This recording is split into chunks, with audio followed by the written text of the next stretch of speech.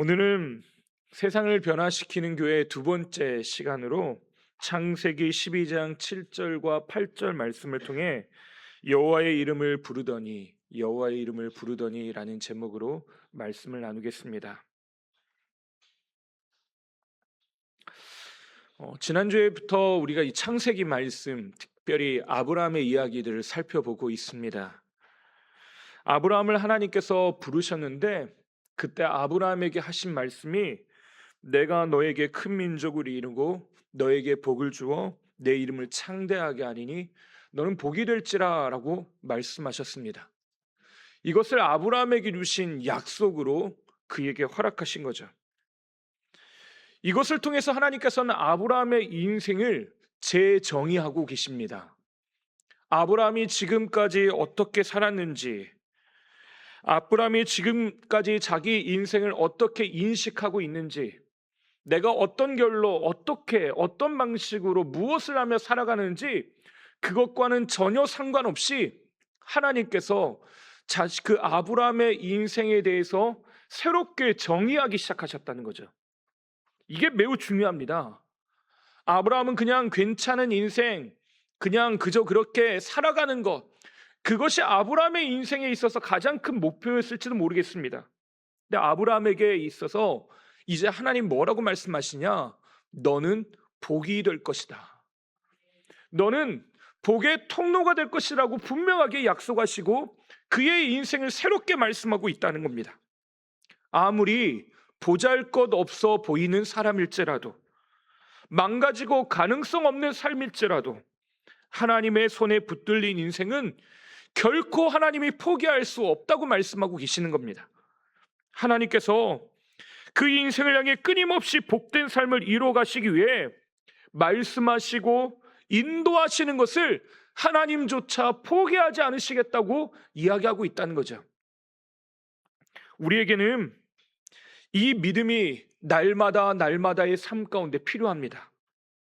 이 가슴 두근거림으로 매일매일을 살아가는 것이 우리에게 필요합니다. 하나님께서 나를 뭐라고 말씀하시는지, 나의 인생에 대해서 어떻게 정의하고 계시는지 우리가 그것을 분명히 살펴보고 이해하고 믿음으로 고백할 필요가 있다는 겁니다.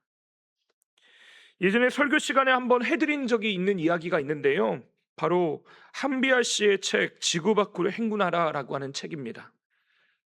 지금은 약간 논란이 있을 수 있지만 이 책을 처음 읽었을 때 감동을 저는 아직도 잊을 수가 없습니다. 이 책에서 한비아 씨가 긴급구의 일로 케냐에 갔을 때 이야기, 그것을 읽고 제가 가지고 있던 생각의 많은 부분들을 긍정적으로 바꾸어 놓았기 때문에 그렇습니다. 그 책에 의하면 케냐의 이동병원에서 대통령도 며칠을 기다려야 할 정도로 유명한 케냐인 의사가 한 명이 있었는데 그는 보장된 미래가 있음에도 불구하고 시골 아무도 찾아오는 낙후된 그곳에서 전염성 풍토병 환자들을 돌보고 아무렇지도 않게 만지며 치료하고 있었습니다. 그때 한비아 씨가 이렇게 묻습니다. 당신은 아주 유명한 의사인데 왜 아무도 알아주지 않은 이 험지에서 일하고 있습니까? 그러자 그 의사가 활짝 웃으며 이야기합니다. 내가 가지고 있는 기술과 재능을 돈 버는 데만 쓰는 건 너무 아깝잖아요. 무엇보다도 이 일이 내 가슴을 몹시 뛰게 하기 때문입니다. 라고 하는 겁니다. 내 가슴을 뛰게 하기 때문입니다. 이 한마디가 평생을 잊을 수 없는 한마디입니다. 한비아 씨는 이 이야기의 마지막에 자신에게 이렇게 질문합니다. 스스로에게. 오늘 나에게 묻고 또 묻는다. 무엇이 나를 움직이게 하는가? 가벼운 바람에도 성난 불꽃처럼 타오르는 내 열정의 정체는 무엇인가? 소진하고 소진했을지라도 마지막 남은 에너지를 기꺼이 쏟고 싶은 그 일은 무엇인가? 이 한마디가 저에게도 매우 큰 전환점이 되었습니다. 오늘 여러분에게도 한번 질문하고 싶습니다. 나의 가슴을 뛰게 하는 것은 무엇입니까? 오늘 나를 살게 하는 힘, 능력, 에너지는 과연 무엇입니까? 나의 가슴은 언제 뛰고 있습니까? 내가 살아있다고 느끼는 그 순간들을 여러분 경험하고 계십니까?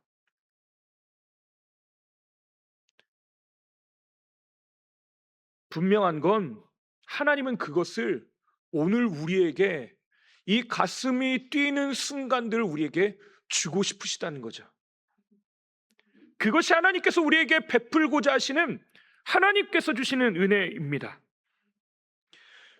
우리의 삶이 무거운 의무감으로만 가득하고요, 끌려다니고 어쩔 수 없이 스케줄을 소화하고 어쩔 수 없이 일하고 어쩔 수 없이 살아가고 죽지 못해 살아가는 인생이 얼마나 안타깝습니까?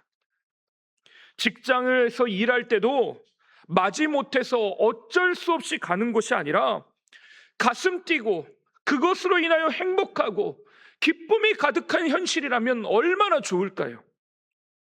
월요병에 걸려서 모든 것이 스트레스고 하는 일이 족족 나에게 하고 싶지 않은 일들, 나에게 거부하고 웬만하면 하고 싶지 않은 것들로 가득 차 인생이라면 얼마나 슬프고 안타까운 일입니까?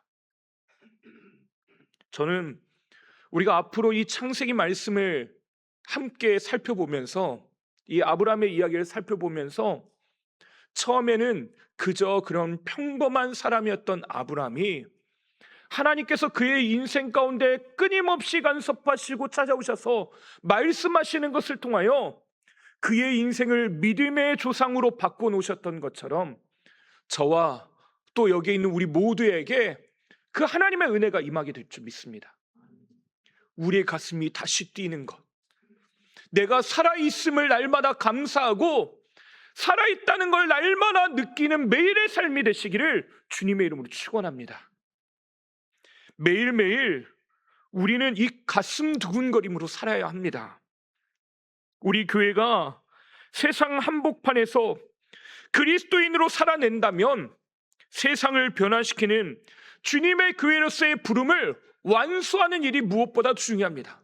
근데 이것이 마지못해서 억지로 어쩌다 보니까 어쩔 수 없이 하는 일이 아니라 우리의 가슴을 뛰게 하는 하나님의 일, 그 하나님의 일이 내가 오늘 살아있고 하나님의 사람인 것들을 기억나게 하고 그 하나님의 사람으로 살아갈 수 있는 힘과 에너지를 제공하는 은혜의 시간, 은혜의 자리가 되길 바랍니다. 하나님은 우리에게 말씀하십니다. 내 인생은 끝나지 않았어. 너의 인생은 결코 포기하지 마. 결코 늦지 않았어. 지금 시작하면 늦지 않아. 다시 시작해보자. 우리의 가정, 우리의 일터, 또 우리 자신은 하나님의 손에 있는 것이 분명합니다. 이스라엘 땅에는 북에서 남으로 관통하는 물줄기 하나가 있습니다. 그것이 바로 요단강이죠. 북쪽 헐몬산에서 시작된 물이 갈릴리에 처음으로 모이게 됩니다. 그 물은 다시 흘러 이스라엘 전체 허리를 관통하고 남쪽 사해에 모이게 되죠. 요단강 물이 모인 두 곳은 갈릴리와 사해, 같은 물줄기, 전혀 다를 것 없는 똑같은 물이 모인 것인데 신기하게도 이 주변 환경은 너무나 다릅니다. 갈릴리 바다는 생명력으로 가득하죠. 주변에 마을이 있고 사람들이 살 뿐만 아니라 물고기를 잡을 수 있고 그것으로부터 식수와 생명, 수많은 것들을 얻습니다. 그러나 같은 물줄기가 흘러간 사해는 이름 그대로 죽은 바다라고 불려집니다. 소금기가 너무 강해서 물고기가 살 수 없을 뿐만 아니라 주변은 온통 광야와 사막뿐입니다. 생명의 흔적들을 찾는 것들은 결코 쉬운 일이 아니죠. 죄송한 표현이지만 완전히 망가진 것처럼 보입니다. 그래서 많은 경우 우리는 사해와 같이 되지 말고 갈릴리와 같이 되자고 정욕을 하죠. 그러나 여러분, 사해는 완전히 망한 것처럼 보이지만 새로운 관점으로 보기 시작하면 완전히 다른 것들이 보이기 시작합니다. 이스라엘 가보신 분들은 아시겠지만 사해를 가면 조심하셔야 됩니다. 왜 조심하셔야 되냐? 지갑을 가장 많이 여는 곳이 사해이기 때문에 그렇습니다. 제가 가서 사해에서 갔던 분들, 많은 분들을 보면요, 거기서요 지갑을 열고 이것도 짚고 저것도 짚습니다. 소금도 짚고 팩도 짚고 화장품도 집어버렸죠. 어마어마하게 사십니다. 아마 이스라엘에 관광하시면서 다니시면서 많은 분들이 가장 돈을 많이 쓰는 데가 언제냐? 사해에서입니다. 이건 제 이야기가 아니라 이스라엘 관광청의 통계 자료에서 그렇게 이야기하고 있습니다. 예전에는요, 갈릴리 바다는 복받은 곳이고 사해에는 버려진 것처럼 보였습니다. 근데 오늘날에는 완전히 역전됐어요. 필요 없는 땅인 줄 알았던 사해가요, 자원의 보고입니다. 풍부한 미네랄과 자원 때문에 얼마나 수많은 가치들을 만들어내고 있는지 모릅니다. 그래서요, 영토 분쟁이 있는 곳이 여기예요. 요르단과 이 이스라엘이 서로 조금이라도 사해를 조금이라도 더 가지려고 노력합니다. 사람들 보기에는 쓸모없는 거, 죽은 바다, 아무것도 없는 버려진 땅처럼 보여요. 뭘 할 수 있겠냐? 완전히 망하고 완전히 절망인 상태인데 뭘 할 수 있겠냐 말하는 거죠. 그런데 하나님은요, 우리를 바라보는 관점이 다른 것처럼 조금만 관점을 달리해서 보면요, 전혀 새로운 것들이 보입니다. 이것은 우리의 인생도 마찬가지고 하나님께서 아브라함이라고 하는 한 사람의 인생을 바라보시는 관점입니다. 아브라함은 지난주에도 우리가 살펴봤지만 그냥 평범한 그냥 남자입니다. 중년 남성일 뿐이에요. 여기에 있는 남자 권사님, 집사님들과 별반 다를 것 없습니다. 아브라함이 저처럼 머리가 빠졌는지 배가 나왔는지 모르겠습니다. 그가 어떤 삶을 살았는지 모르겠습니다. 하지만 지극히 평범한 인생이라고 하는 건 똑같은 삶이라는 거죠. 그의 인생이 전혀 다른 무언가 다른 금수저를 물고 태어난 어떤 특별한 인생이 아니라는 겁니다. 그런데 하나님께서요, 그의 인생을 재정의하기 시작하고 그 관점으로 아브라함이 자신의 인생을 바라보기 시작하자 그의 인생이 완전히 뒤바뀌더라는 겁니다. 자신의 인생을 바라보는 관점이 달라지니까 사는 방식들이 달라지더라는 거예요. 쓸모없는 삶, 쓸모없고 버려진 삶이 아니라 하나님께서 바라보시기에 너는 복이 될 것이다, 너는 복이 될 것이다 라고 말씀하시는 그 말씀이 그의 인생 가운데 그대로 이루어지기 시작했다는 겁니다. 사람은 겉으로 보여지는 것으로 판단합니다. 사람은 현재 상황에 민감해요. 우리는 조건을 따지고 성과를 평가합니다. 그러나 하나님은 오늘 그 하나님 자체, 하나님 자신을 신뢰하시며 오늘 우리에게 찾아와 당신의 손을 내밀고 계십니다. 사람들 보기에는 똑같고 끝난 인생 같고 별반 다를 것 없는 것 같아 보이지만 하나님께서 그의 인생과 함께하기 시작한다면 결국 그의 인생은 완전히 뒤바뀌더라는 거죠. 그래서 하나님은 이제 앞으로 살펴보겠지만요, 계속 살펴보겠지만 하나님은 아브라함이라고 하는 인생의 가운데 말씀하시는 것을만 끝내지 않고 요구하시는 것이 있습니다. 하나님은 그의 인생을 새롭게 정의하신 걸로만 끝내지 않고요, 그의 합당한 반응, 바로 순종, 믿음의 반응을 요구하고 계시더라는 거죠. 변화를 갈망한다면 하나님의 말씀이, 그 하나님의 약속이 나의 삶에 이루어지길 바란다면 믿음대로 살라는 겁니다. 믿음을 살아내라는 거예요. 말씀이 들려지면 그것을 붙들고 다시 서라는 것입니다. 아브라함의 인생의 앞으로의 인생을 보면 무수히 넘어지기를 반복합니다. 무려 20년 넘게요. 이 문제들 가지고 갈팡질팡합니다. 한마디로 방황하던 인생이라는 거죠. 때로는 그럴듯한 변명과 합리화로 하나님께 이런저런 변명도 해봅니다. 하나님을 따르지 못한 이유, 믿음으로 살아가지 못하는 것에 대해서 자신을 변호하기도 합니다. 근데 그러면 하나님이 어떻게 하셔요? 밤에 끌고 나간다고 했죠. 밤에 끌고 나가면 정말 무섭습니다. 군대 있을 때 밤에 몇 번 끌려 나가 봤는데요. 좋은 일이 없더라고요. 근데 하나님께서는 그 밤중에 끌고 나가셔서 무엇을 보이시냐? 하나님의 약속을 다시 보여주십니다. 하나님의 말씀을 다시 들려주시더라는 거죠. 고향과 친척, 아버지의 집을 떠나 내가 내게 보여줄 땅으로 가라.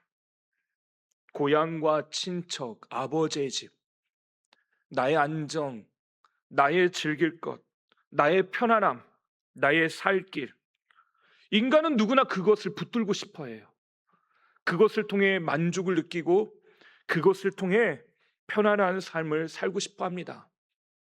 그것은 인간 누구나 생각하는 바예요. 그런데 하나님께서는 뭐라고 말씀하십니까? 지금의 현실을 내버려 두고 새로운 삶을 도전하면서 가슴 뛰는 인생을 살라고 우리에게 요구하시는 겁니다. 내가 의지하던 자리를 떠나라. 붙들고 있던 안정감을 떠나라.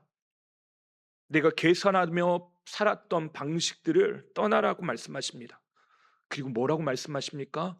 내가 내게 보여줄 땅으로 가라. 보여줄 땅. 우리 인생 가운데 펼쳐질 그 땅. 그 땅으로 하나님께서 초대하시고 부르고 계시죠. 결국 아브라함은 하나님의 말씀에 의지해 떠났습니다. 우리 5절과 6절 말씀을 함께 읽어보겠습니다. 12장 5절과 6절입니다.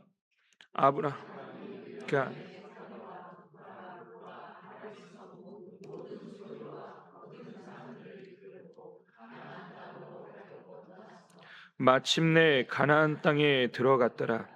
아브라함이 그 땅을 지나 세겜 땅 모래 상수리 나무에 이르니 그때 가나안 사람이 그 땅에 거주하였더라. 믿음의 여정이라고 하는 건 한 번에 완성될 수가 없습니다. 사람들 누구에게나 갈등이 있는데 그것을 끊임없이 붙들어야 합니다. 말씀을 듣고 은혜를 받고 내가 새롭게 살아야 되겠다고 결단합니다. 근데 막상 삶으로 돌아가면 다시 머뭇거리게 되죠. 정말 이렇게 살아도 되는가? 이건 과연 내가 포기할 수 있는가? 정말 내려놓고 하나님만 의지할 수 있는가? 나의 말초신경을 자극하는 그 수많은 나의 현실의 문제들이 나를 괴롭게 합니다. 분명히 어제까지만 해도 결단하고 그렇게 살기로 마음 먹었는데 잠을 자고 일어나니까 내 마음이 또 흔들려요. 그건 우리만 그런 게 아니라 아브라함도 똑같습니다.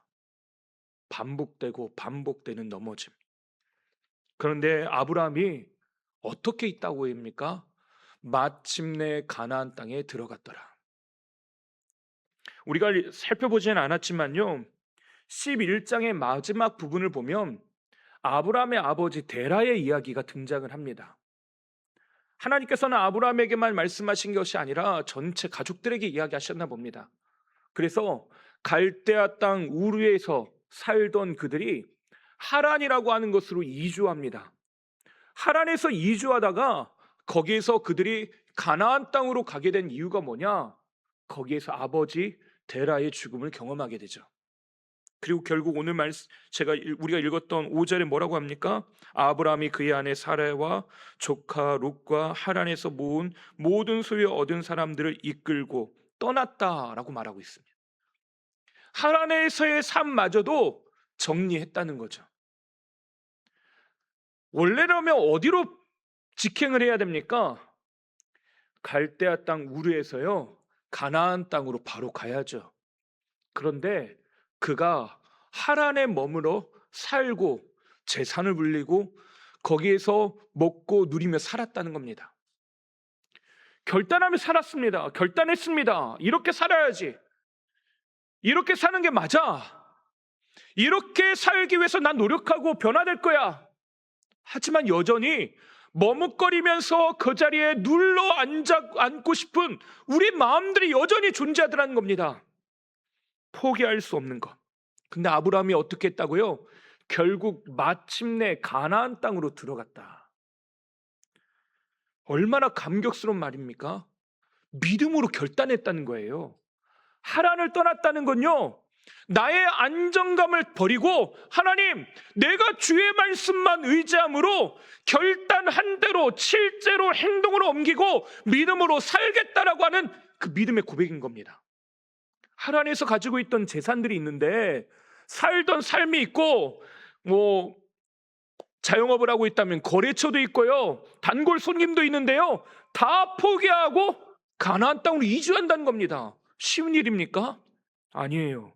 그럼에도 불구하고 가나안 땅에 들어갔다는 건 내 안에 있는 믿음이 결국 승리했다는 거죠. 근데 문제는요, 6절 말미에 있는 이야기예요.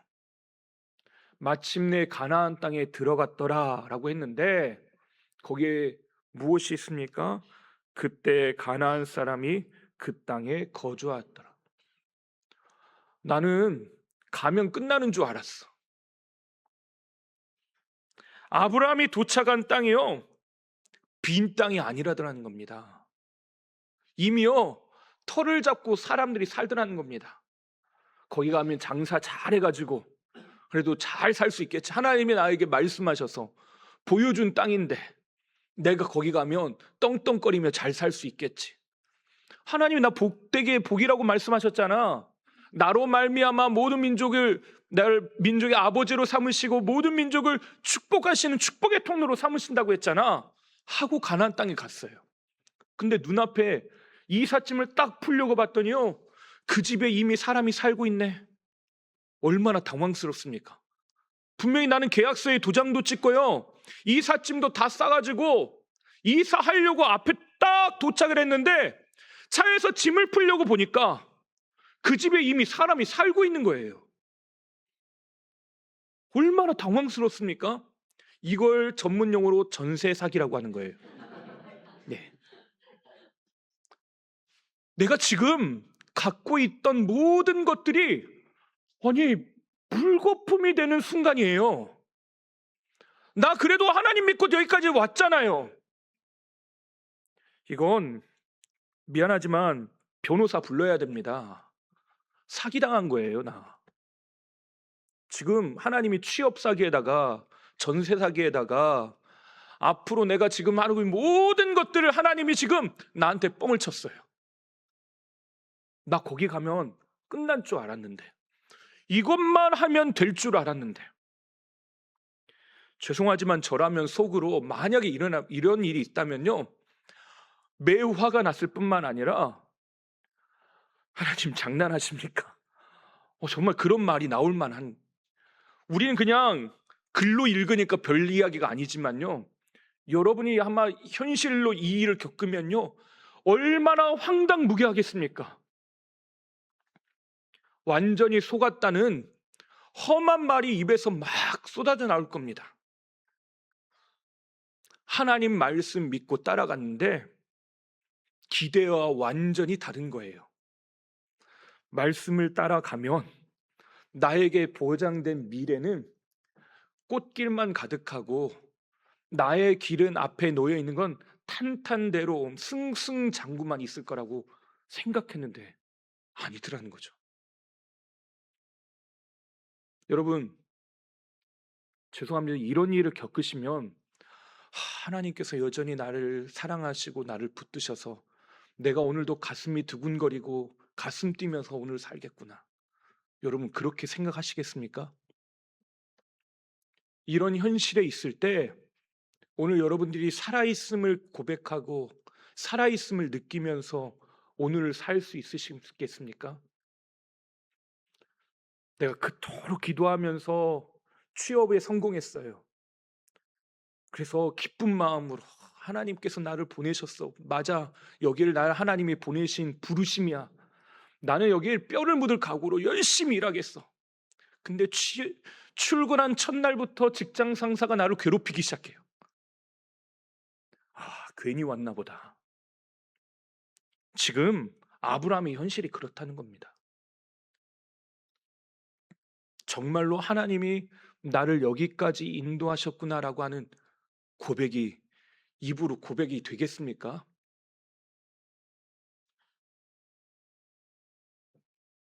근데 놀라운 건요, 그 땅에, 가나안 땅에 거주하고 있는 그때 하나님이 또 아브라함에게 말씀하시더라는 겁니다. 6절을 결론 삼으면 안 돼요. 그 뒤에 하나님께서 가르쳐 주신 것이 있습니다.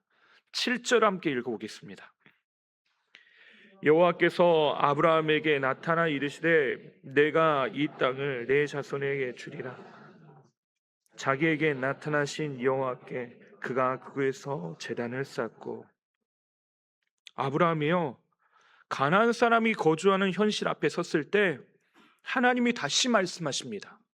나는 너를 이곳에 불렀고 내가 너에게 이 땅을 주겠다 말씀 이야기하고 있어. 내가 너에게 이것을 주겠다고 약속했어. 하나님은 아브라함에게 지금 내가 겪고 있는 이 현실을 부정하라고 말씀하지 않으십니다. 갑자기 눈앞에 보였던 현실을 쓱 다 집어치워버리지 않으셔요. 그걸 어떻게 보기를 원하십니까? 새로운 관점으로, 믿음의 눈으로 보기를 원하십니다. 아브라함아, 내가 잘못 본 거야. 거기 가나안 사람 안 살고 있어. 거기 빈집이야. 하나님, 내가 가서 문 두들겨 봤더니 사람이 살고 있는데요. 아니야. 거기 너 지금 환각을 상태에 빠져 있는 거야. 하나님이 그렇게 이야기하지 않으시고요, 내가 너에게 이 땅을 주기로 한 것은 분명한 사실이고 그렇게 될 거야 라고 하나님께서 이야기하고 계시다는 겁니다. 하나님은 현실을 없애버리시는 것 대신에, 상황을 바꾸시는 것 대신에 어떻게 하십니까? 하나님의 약속, 지금 현실보다, 내가 겪고 있는 이 현실의 문제보다 더 큰 하나님의 약속, 하나님의 말씀을 그에게 이야기하기 시작하더라는 겁니다. 그것이 하나님께서 우리를 세우시는 방식입니다. 믿음은 문제가 없다고 자기 최면을 거는 게 아니에요. 여러분, 절대 착각하시면 안 되는 게, 지금 내가 겪고 있는 문제들이 있습니다. 아무것도 아닌 문제야. 그냥 내가 잘 풀 수 있어. 이렇게 생각하는 정도가 아니라는 겁니다. 믿음은 무엇입니까? 하나님의 말씀을 내 마음의 판에 새기고 그렇게 될 것을 믿고 살아내는 것이 믿음입니다. 이게 믿음이라는 것입니다. 넘어질지언정 다시 일어나 주님께서 나를 향해서 바라보고 계시고 무엇을 말씀하시는지 듣기로 결정하는 것, 그것이 믿음이라는 거죠. 눈앞에 펼쳐지는 현실은 사해바다예요. 죽음 바다예요. 광야입니다. 생명의 흔적들은 찾아볼 수가 없어요. 내가 겪고 있는 삶은요, 망가질 대로 망가질처럼 보입니다. 나의 인생은 이러다 망하겠구나 라고 생각이 돼요. 근데 하나님은 바라보시는 관점이 다릅니다. 에스겔 선지자에게 하나님께서 뭐라고 약속한지 아십니까? 사해의 바다를 향해서 예루살렘 성전이 회복되어지고 거기 성전으로부터 물이 흘러나오는데, 그 물이 흘러 강물입니다. 그 물이 닿는 곳마다 회복이 일어나는데, 심지어 어디까지 흘러가냐? 바로 사해까지 흘러갑니다. 그래서 거기에 있는 진펄들, 그 진흙들, 그 짠 소금물들, 거기에 어부들이 돌아온대요. 그곳이 사는 땅이 된답니다. 심지어 뭐라고 말씀하시냐? 그곳에 생명나무 열매로 치유하는 열매가 가득할 거다. 하나님께서 우리를 바라보시는 관점이 그겁니다. 본래 그곳은 죽은 땅이 아니라 하나님의 눈으로는 어떤 땅입니까? 사는 땅이라는 거죠. 우리가 살아가고 있는 삶의 현실, 오늘의 문제들, 내가 감당할 수 없는 삶의 현실들, 이것들은 어떤 상태라고요? 죽은 상태, 절망의 상태, 고통의 상태로 끝나는 것이 아니라 하나님은 그곳에서 하나님의 일들을 꿈꾸면서 하나님의 일들을 진행하고 계시더라는 거예요. 누구에게요? 저에게, 또 여러분에게, 여러분 각자에게 오늘 그렇게 찾아오시더라는 겁니다. 그래서요, 이 하나님의 말씀하시는 것을 아브라함이 믿음으로 살기 위해서 한 중요한 삶의 방식이 여기 등장합니다. 자기에게 나타나신 여호와께 그가 그곳에서 제단을 쌓고, 뭘 했다고요? 제단을 쌓았답니다. 여러분과 말씀을 나누면서 몇 차례 말씀드렸지만 제단을 쌓는다는 건 예배를 드렸다는 거죠. 특히 제단은요, 그냥 우리처럼 앉아서 이렇게 말씀을 듣고 찬송하는 정도가 아니라 그 제단이라고 하는 건 희생 제물을 바치는 행위, 그 제단인 거예요. 그럼 여러분, 예배를 드릴 때 이 구약에서의 예배, 그 제단에서 희생 제물을 드린다라고 하는 건 어떤 의미라고 했습니까? 자기가 사랑하는 존재, 자기가 기른 그 짐승들을 끌고 옵니다. 내가 정성껏 풀먹이고 돌봤던 양을 끌고 와요. 그리고 그 제물을 드리니가 그 양에게 안수합니다. 양에게 안수하면서 내가 바로 이 양입니다. 내 죄가, 나의 연약함이 이 양에게 다 전가되었습니다. 그 양은 나예요, 이제 그 순간. 근데 그 양을 향해 어떻게 합니까? 숨통을 끊어놓습니다. 피를 콸콸콸 쏟아내요. 가죽을 벗기고요, 속에 있는 내장을 다 꺼내놓습니다. 그리고 각을 떠서 팔과 그 다리들을 다 잘라냅니다. 그리고 그걸 불에 태워 하나님 앞에 드려요. 아브라함이 그곳에 제단을 쌓았다는 건 그럼 무슨 말일까요? 하나님의 말씀이 나에게 들립니다. 근데 현실 앞에서요, 난 자꾸 흔들려요. 자꾸 흔들리는 나 자신을 봐요. 이것 때문에 넘어지고 저것 때문에 넘어지고, 죄와 연약함이 나를 가만히 두지 않아요. 나의 발목을 잡고 나를 자꾸 쓰러뜨립니다. 그런데 아브라함이 어떻게 하기로 결정합니까? 그 여호와의 제단 앞에서 자기가 가지고 있었던, 내가 하고 싶은 대로 살고 싶었던 나의 계획, 나의 생각, 내가 품고 있던 그 마음의 연약함들, 한순간에 숨통을 다 끊어버리는 거예요. 나 이거 생각하지 않기로 결정합니다. 내가 지금 눈앞에 보이는 이 현실대로 살아가지 않기를 결정합니다. 나는 오직 주의 말씀으로만 살게 되길 원합니다. 나는 죽고 주님만 내 안에 살게 하는 겁니다. 심지어 내 속에 있었던 모든 걸 다 끄집어내 하나님 앞에 내어 보여드립니다. 하나님, 내 속마음이 이랬어요. 하나님, 내가 느끼는 감정들이 이래요. 주님, 내 속에 있는 것들이 이렇게 힘들고 이게 썩어 문드러지고 있어요. 하나님, 주 앞에 다 꺼내놓습니다. 하나님, 나 정말로 흔들려서요, 어떻게 살 줄을 모르겠어요. 뭐 하면서 어떻게 살아야 될지 내가 모르겠어요. 근데 하나님은 뭐라고 말씀하십니까? 그걸 내가 다 받았다.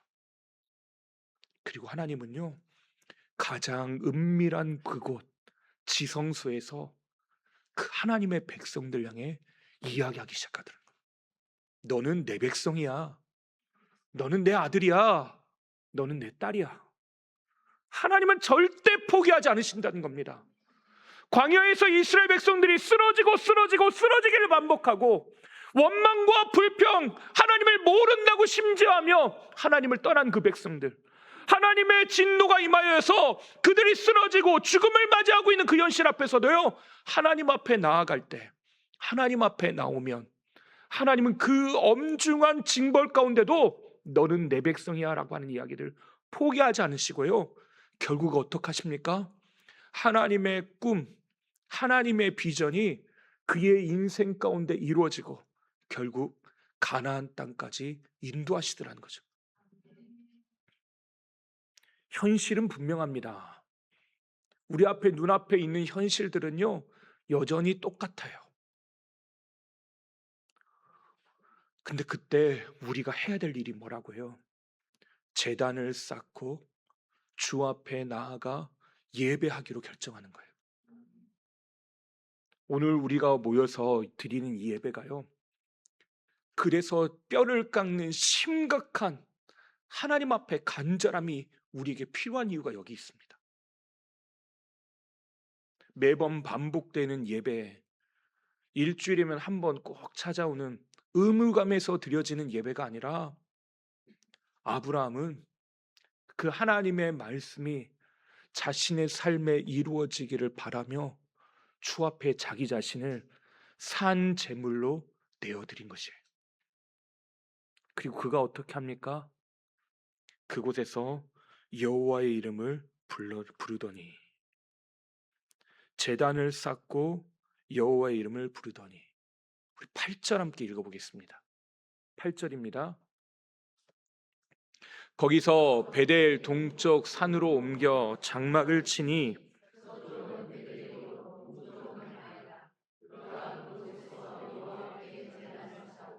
여호와의 이름을 부르더니, 제단을 쌓고 여호와의 이름을 불렀답니다.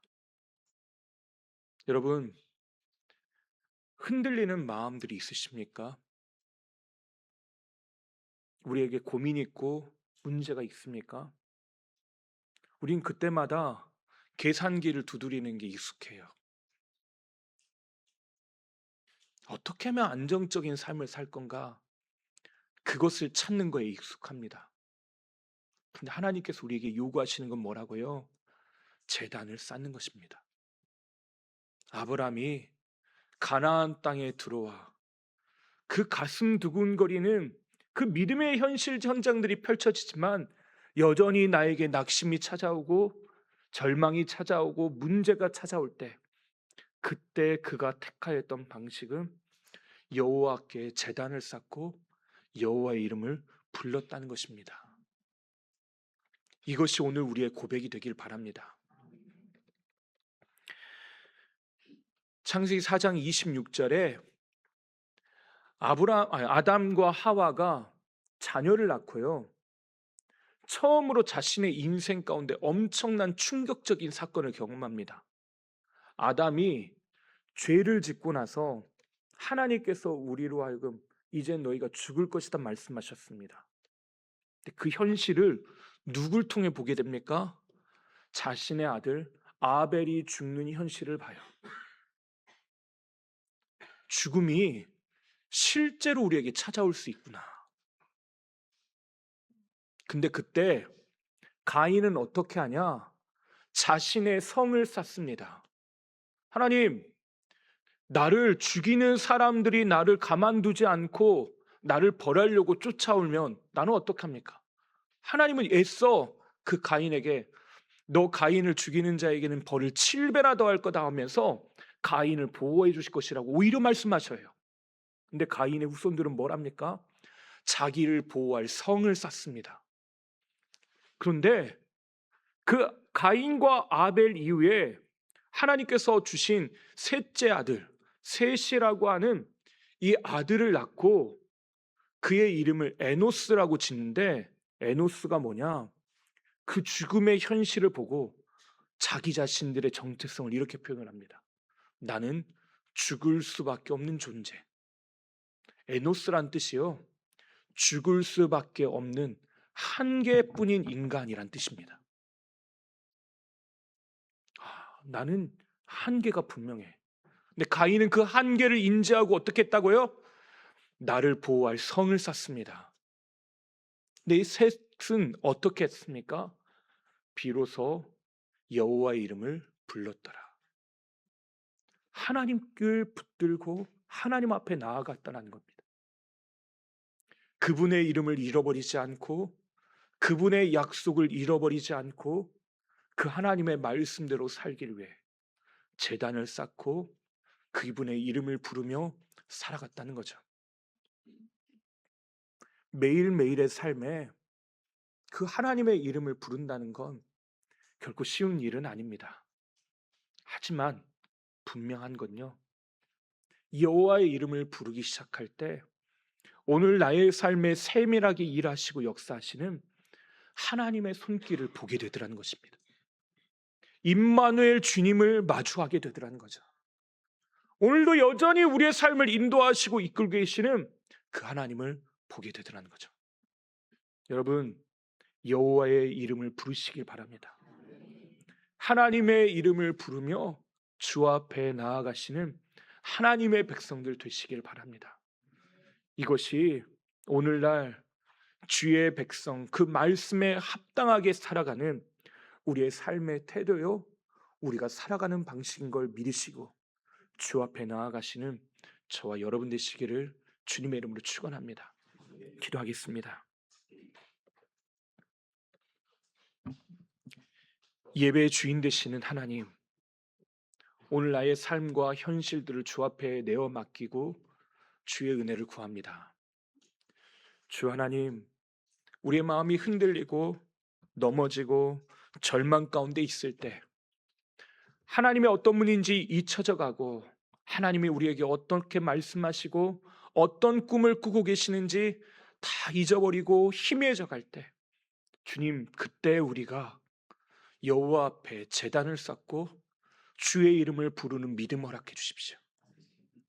간절하게 주님의 말씀을 갈망함으로 주 앞에 나아가는 믿음 허락해 주십시오. 하나님, 그래서 우리를 향해 꿈꾸시고 소원하시며 여호와께서 우리를 믿음의 사람으로 세워주시는 은혜가 여기 모인 우리 모두에게 임하게 하여 주시옵소서. 우리의 삶을 내어 맡깁니다. 주님, 우리를 인도하여 주시옵소서. 예수님의 이름으로 기도하옵나이다. 아멘.